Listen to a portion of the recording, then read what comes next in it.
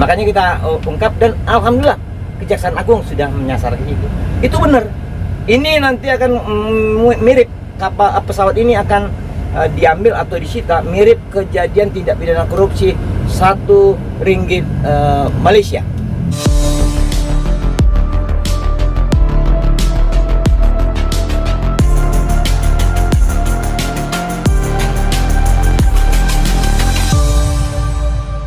Terima kasih untuk teman-teman infotainment.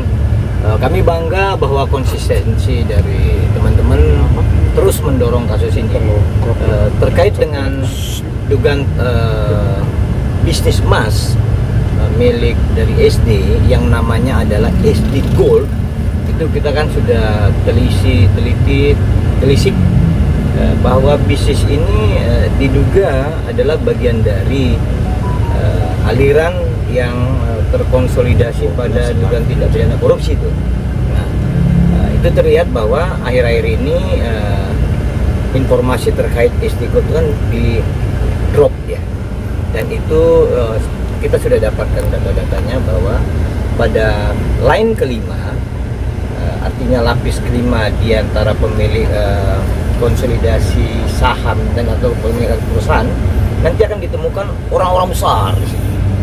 Pemain-pemain emas itu ada, biasa kalau di sana di dunia itu keluarga itu dikenal dengan nama LO gitu ya. Itu baru nanti di penghujung ada tokoh besar yang terkonsolidasi juga dengan partai politik, ada nanti di situ. Namun bahwa memang lapis-lapisnya luar biasa. Jadi kita mau mengatakan seperti ini. Ini adalah kasus yang sangat menarik jika Kejaksaan Agung menelisiknya dengan cerdik, bukan sebatas standar bahwa ada dugaan-dugaan yang lain. Tapi kami sudah melihat bahwa Kejaksaan Agung menggunakan metode yang unik. Pertama, kasus ini kan publik tidak begitu tahu, tetapi dimunculkan nama Herina Lim. Nah, ini membuat publik menjadi tertarik. Lantas yang paling booming adalah ketika disebutkan nama Harvey Muiz, terkoneksi nanti dengan SD. Nah, ini kan baru nanti capaian menjadi debatable ketika angkanya adalah diduga sampai bisa menimbulkan kerugian negara karena harus memperbaiki dampak lingkungan atau nilai keekonomiannya sampai 271 triliun. Lalu dikait-kaitkan kalau di Vietnam aja dihukum mati, kok di sini kok hanya mati gaya, kan gitu ya. Kalau di Vietnam itu kan dihukum mati. Tapi untuk kasus 271 triliun di kasus tambang timah itu hanya mati gaya sementara doang gitu.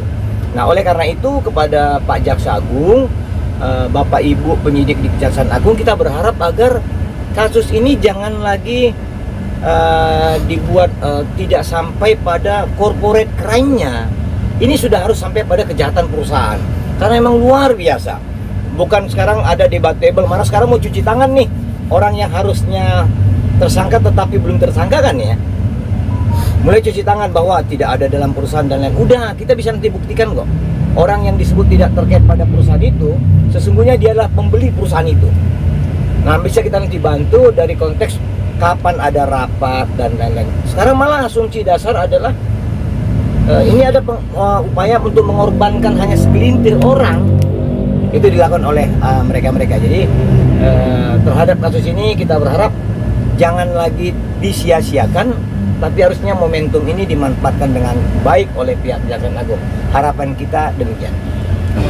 Nama-nama itu luar biasa ya, kita belanja dari Kementerian Hukum dan HAM data-data, lalu kita analisa, lalu kita pelajari alur, kemudian bagaimana mereka mendirikan korporasi itu, banyak hal lainnya. Ini ternyata masih kecil, terkait dengan transaksi perdagangan atau bisnis emasnya SD ini kecil ini. Nah, yang kita harapkan adalah selain bahwa dugaan tindak pidana korupsi, ada dugaan penyimpangan kewenangan pada iup pertambangan PT Timah Persero Tbk. Nah, ini yang terbaru. Kami duga Kejaksaan Agung sudah menyiapkan nih.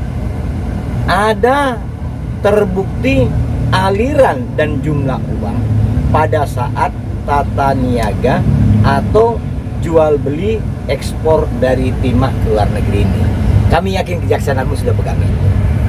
Nah, disinilah nanti mungkin publik makin terkesima dan makin salut kepada Kejaksaan Agung tentang jumlah uang yang luar biasa besar. Di sini ada upaya untuk membengkakkan ongkos produksi, tetapi menekan harga jual ke luar negeri. Luar biasa ini. Kami sedang menyiapkan data karena mudah-mudahan di minggu depan, di akhir minggu depan, data-data korporasi yang terkait di situ, dan ada mantan petinggi sekelas menteri terlibat di situ. Kita akan ungkap di minggu depan. Udah dapet kok. Kita udah menyiapkan itu semua. Malah nama-nama orang dan nama perusahaan di dalamnya kita udah pegang. Jadi nggak sulit kok. Jadi kami ada juga pengkayaan informasi antar civil society, kemudian mendorong kepada kawan-kawan di Kejaksaan Agung, penyidik, supaya mereka dapat tambahan informasi lainnya.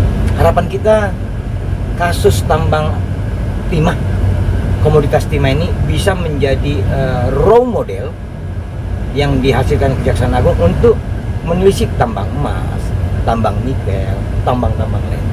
Kami yakin mereka mampu. Ini pasti banyak, karena kan angkanya triliunan. Yang disita itu baru berapa sih? Kecil itu. Dan ketika Kejaksaan Agung bisa menghadirkan hitungan ahli terkait cemaran dan atau kerusakan lingkungan, yang kemudian Pak Jaksa Agung sering mengkumandangkan bahwa ada sisi perekonomian di sini, kerugian perekonomian, ini luar biasa. Jadi artinya pola pikir kejaksaan itu sudah berbeda dengan pola pikir aparat hukum lainnya. Mereka mumpuni dari situ. Lepas nanti di peradilan itu mungkin terbalik atau menjadi tidak setajam saat ini, biarlah itu, walau alam nanti, biar nanti publik yang menilai, yang netizen plus 62 menilai yang benar itu, yang udah baik itu Kejaksaan Agung atau pengadilan kita, biarkan aja itu. Kami yakin dengan mereka tuh. Ini tahapan untuk memiskinkan. Ya, ini salah satu, walaupun belum ada undang-undang perampasan aset di Indonesia, tetapi dengan menggunakan ketentuan hukum pidana umum, dengan disita kan sudah sebenarnya identium itu kan. Cuman kalau memang disita ini memang lebih capek penyidik membuktikannya. Kalau perampasan aset itu kan bisa terkoneksi dengan cepat gitu ya, alurnya bisa sekali klik, bisa bagaimana gitu. Nah, intinya kita memberi dukungan dan kita harapkan agar Kejaksaan Agung jangan lagi takut-takut. Netizen plus 62 ada di belakang Kejaksaan Agung, insya Allah begitu. Sampai ke situ ya. Kalau itu sebenarnya kami bukan ranah kita ya, tapi kalau itu terjadi baik juga sih kalau itu. Nah, tapi kan yang kita mau lihat adalah itu kecil. Saran kita dikejarlah jet itu kan. Kabarnya jet itu kan lagi di Singapura, Bang. Nah iya, kan itu yang kita ungkapkan, bahwa itu berada di Bandara Seletar di Singapura, 20 km dari Changi. Itu bandara tua, sejak zaman perang, kemerdekaan perang dunia kedua, itu adalah bandara yang dibangun Inggris. Itu landasannya panjangnya 2,7 km, lebarnya 1,2 km. Itu 500-an hektar. Di situ transaksi terbuka dan di luar kelaziman transaksi itu. Makanya kita ungkap, dan alhamdulillah Kejaksaan Agung sudah menyasar ke itu. Itu benar. Ini nanti akan mirip kapal pesawat ini akan diambil atau disita mirip kejadian tindak pidana korupsi 1 ringgit Malaysia. Itu miripnya nanti. Jadi kalau kondisi-kondisi ini udah nggak apa-apa. Kita dukung aja Kejaksaan Agung. Kita nanti bagaimana berharap agar mungkin ini akan berdampak politik luas. Tetapi Pak Presiden Jokowi kan udah dukung. Tokoh-tokoh negara kan sudah dukung. Pemberantasan korupsi itu harus dihabisin. Tapi kalau masih ada takut-takut, sayang juga gitu. Namun kami cermati kan ini ya, Kejaksaan Agung sudah menyita beberapa smelter. Kalau nggak salah sudah 4 disita di smelter itu kan. Nah berarti udah bener ini, udah on the track Kejaksaan Agung.